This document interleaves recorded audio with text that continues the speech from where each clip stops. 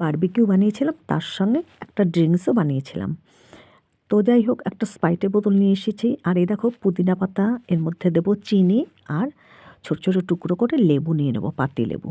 তো যাই হোক, এই যে চিনি দিয়ে দিলাম, পুদিনা পাতা দিয়েছি, এবার আমি টুকরো করে লেবু দিয়ে দেবো। লেবুটাকে দিয়ে তারপর আমি একটা পুঁতো দিয়ে একটু ম্যাশ করে নিচ্ছি। তো ম্যাশ করার পরে হালকা একটু পাতিলেবু আর পাতাটা ম্যাশ হয়ে যাবে, তারপরে মধ্যে স্প্রাইট দিয়ে দেবো। তারপরে নাড়িয়ে চাড়িয়ে আমি গ্লাসে সার্ভ করব। তো যাই হোক, আর তার মধ্যে ওপরে একটু সাজিয়ে দেবো পুদিনা পাতা আর একটু লেবু স্লাইস। তাহলেই আমার রেডি হয়ে যাবে দেখো সুন্দর একটা ড্রিঙ্কস। এই যে এর মধ্যে এবার ঢেলে দিচ্ছি।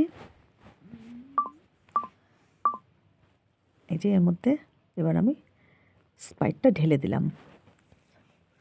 এবার একটা গ্লাসে ঢেলে নিচ্ছি। এই যে দেখো ড্রিঙ্কস কিন্তু একদম রেডি, আর দারুণ লাগে খেতে।